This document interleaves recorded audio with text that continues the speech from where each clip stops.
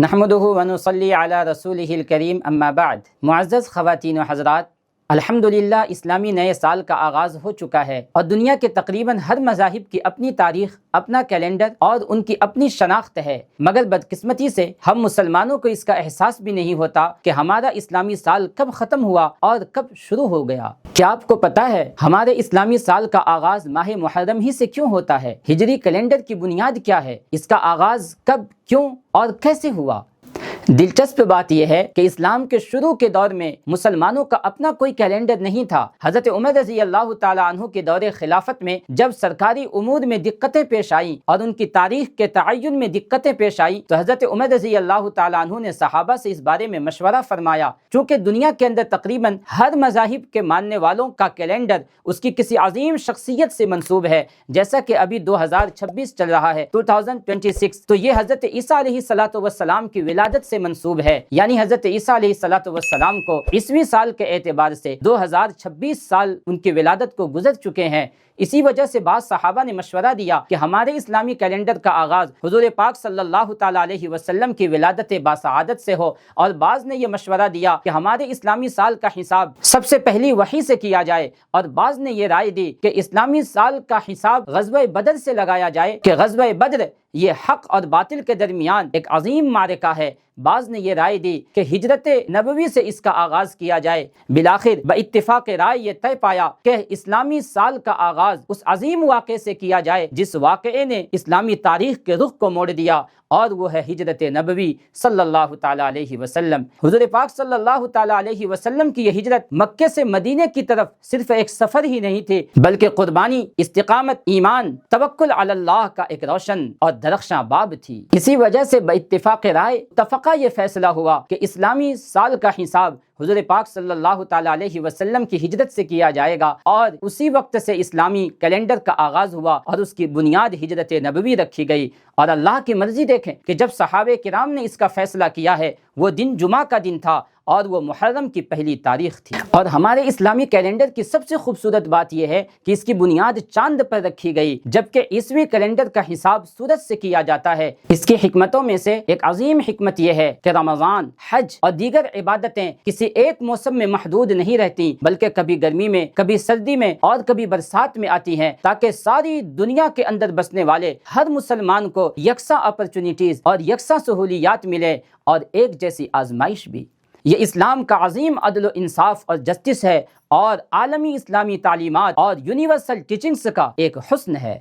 کیا آپ نے کبھی سوچا کہ ہم مسلمانوں کا اسلامی سال ماہ محرم ہی سے کیوں شروع ہوتا ہے؟ اس لیے کہ یہ وہ محترم مہینہ ہے جس میں ایک دو نہیں، سینکڑوں نہیں، ہزاروں ایسے واقعات اس مہینے سے منسوب ہیں کہ انسان اسے پڑھ کر دنگ رہ جاتا ہے۔ اسی مہینے میں ابرہا اپنے لاؤ لشکر کے ساتھ خانہ کعبہ کو ڈھانے کے ارادے سے یمن سے سفر شروع کرتا ہے، اور اللہ رب العزت معصوم ابابیل پرندوں کے ذریعے سے اسے تباہ و برباد کر دیتے ہیں۔ اسی مہینے میں حضور پاک علیہ الصلاۃ والتسلیم، صحابہ کرام اور حضور کے خاندان بنو ہاشم کا شعب ابی طالب کے اندر بائیکاٹ کیا گیا۔ یہی وہ مہینہ ہے جس میں حضور پاک صلی اللہ تعالیٰ علیہ وسلم نے حضرت صفیہ سے نکاح فرمایا۔ اسی مہینے میں سیدہ فاطمہ کا نکاح حضرت علی سے ہوا۔ اسی مہینے میں سیدہ ام کلثوم کا نکاح حضرت عثمان غنی رضی اللہ تعالیٰ عنہ سے ہوا۔ اسی مہینے میں حضور پاک صلی اللہ تعالیٰ علیہ وسلم نے دنیا کے بادشاہوں کے نام اپنے اسلامی دعوتی خطوط کا آغاز فرمایا۔ اسی مہینے میں فتح خیبر کا واقعہ پیش آیا۔ یہی وہ مہینہ ہے جس میں حضرت عثمان غنی رضی اللہ تعالی عنہ کو خلافت عطا ہوئی۔ اسی مہینے میں حضرت امیر معاویہ رضی اللہ تعالی عنہ کو امارت ملی۔ اسی مہینے میں حضرت علی رضی اللہ تعالی عنہ کو خلافت عطا ہوئی، اور یہ وہی مہینہ ہے جس میں حضرت عمرو ابن عاص رضی اللہ تعالی عنہ نے مصر کو فتح کیا۔ اسی مہینے میں قبرص فتح ہوا، نہاوند فتح ہوا، سابور فتح ہوا۔ اسی مہینے میں اسلام کا جھنڈا بر اعظم افریقہ پر لہرانے لگا۔ یہی وہ محرم کا مہینہ ہے جس میں امواس کے مقام پر طاعون اور پلیگ پھیلا، جس میں بڑے بڑے صحابہ حتیٰ کہ حضرت ابو عبیدہ بن الجراح رضی اللہ تعالی عنہ شہید ہوئے۔ اسی مہینے میں عمر بن خطاب رضی اللہ تعالی عنہ شہید ہوئے۔ اسی مہینے میں میزبان رسول حضرت ابو ایوب انصاری رضی اللہ تعالی عنہ شہید ہوئے۔ اور یہ وہی مہینہ ہے جس میں سب سے پہلے مسلمانوں نے پوری دنیا کی سب سے پہلی آبزرویٹری اور رصدگاہ کا قیام بغداد میں کیا۔ معزز خواتین و حضرات، یہ تو اس ماہ محترم میں بکھرے ہوئے واقعات ہیں،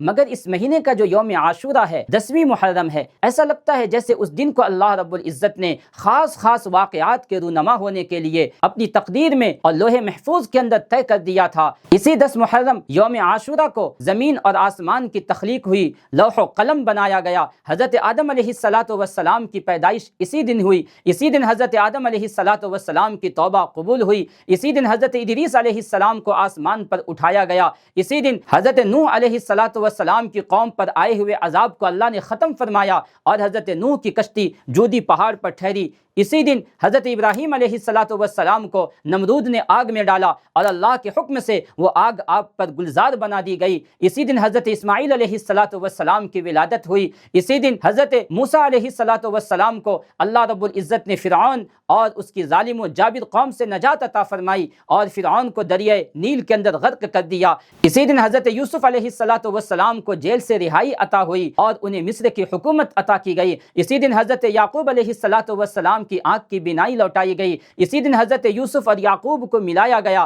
اسی دن حضرت سلیمان علیہ السلام کو حکومت عطا فرمائی گئی، اسی دن حضرت ایوب علیہ السلام کو بیماری سے شفا ملی، اسی دن حضرت یونس علیہ السلام کو 40 دن کے بعد مچھلی کے پیٹ سے باہر نکالا گیا، اسی دن حضرت عیسیٰ علیہ السلام کی ولادت ہوئی اور اسی دن حضرت عیسیٰ علیہ السلام کو آسمان پر اٹھایا گیا، یہی 10 محرم ہے۔ اسی یوم عاشورہ کو اسی دن خانہ کعبہ کا قریش مکہ غلاف بدلا کرتے تھے اور اسی دن حضور پاک صلی اللہ تعالی علیہ وسلم نے سیدہ خدیجہ رضی اللہ تعالی عنہا سے نکاح فرمایا اور اسی دن نواسہ رسول جگر گوشہ بطول حضرت حسین رضی اللہ تعالی عنہ کی شہادت ہوئی اور یہ واقعہ تمام واقعات پر چھا گیا اور اسی دن اس پوری کائنات کو تخلیق کیا گیا اور اسی دن قیامت بھی قائم کی جائے گی۔ اللہ اکبر، اللہ اکبر، کتنا عظیم مہینہ ہے، کتنا مقدس اور کتنا محترم مہینہ ہے۔ یہی وجہ ہے کہ حضور پاک صلی اللہ تعالی علیہ وسلم اس مہینے کا بہت اہتمام فرمایا کرتے تھے۔ آپ نے ہمیشہ یہ سنا ہوگا کہ صرف رمضان اللہ کا مہینہ ہے، لیکن صحیح بخاری حدیث نمبر 2755 حضور پاک علیہ الصلاۃ والتسلیم فرماتے ہیں رمضان المبارک کے بعد سب سے افضل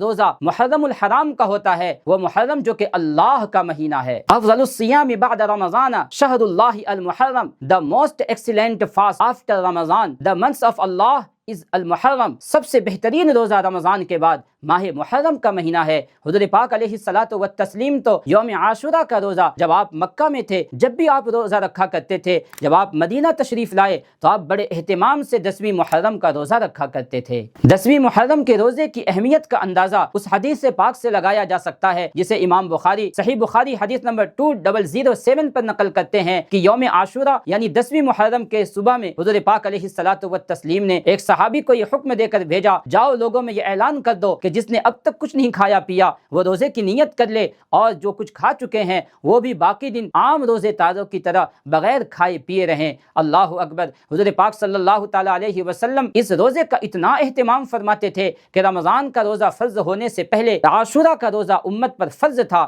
لیکن جب رمضان کا روزہ فرض ہوا تو حضور نے فرمایا فمن شاء فلیصم ومن شاء فلیفطر، جو چاہے روزہ رکھے اور جو چاہے عاشورہ کا روزہ نہ رکھے، لیکن حضور نے فضیلت بیان فرمائی اس شخص کے لیے جو عاشورہ کے روزے کا اہتمام کرتا ہے۔ صحیح مسلم حدیث نمبر 2746 اللہ کے نبی فرماتے ہیں احتسب علی اللہ یکفر السنۃ التي قبلہ، عاشورہ 10ویں محرم کا روزہ مجھے اللہ سے امید ہے کہ یہ پچھلے 1 سال کے گناہ کا کفارہ بن جائے گا۔ چونکہ یہودی بھی یوم عاشورہ کا روزہ رکھتے تھے اور غزوہ خیبر کے بعد جب یہودیوں کی اسلام دشمنی کھل کر سامنے آئی تو حضور پاک علیہ الصلاۃ والتسلیم نے فرمایا یہودیوں کی مخالفت کرو اور انشاءاللہ تعالی آئندہ سال ہم 10ویں محرم کے ساتھ ساتھ 9ویں محرم کا بھی روزہ رکھیں گے۔ لیکن افسوس کہ حضور پاک علیہ الصلاۃ والتسلیم آئندہ سال آنے سے پہلے ہی انتقال فرما گئے، لیکن مسلمان اپنے نبی سے اتنی شدید محبت کرنے والی قوم ہے کہ ہم حضور پاک صلی اللہ تعالی علیہ وسلم کی اس خواہش کو آج 1450 سال گزرنے پر بھی مسلسل پورا کر رہے ہیں۔ لہٰذا ہمیں جہاں 10ویں محرم کا روزہ رکھنا ہے اس کے ساتھ ایک روزہ مزید رکھنا ہے، یا تو 9ویں محرم کا یا پھر 11ویں محرم کا۔ معزز خواتین و حضرات،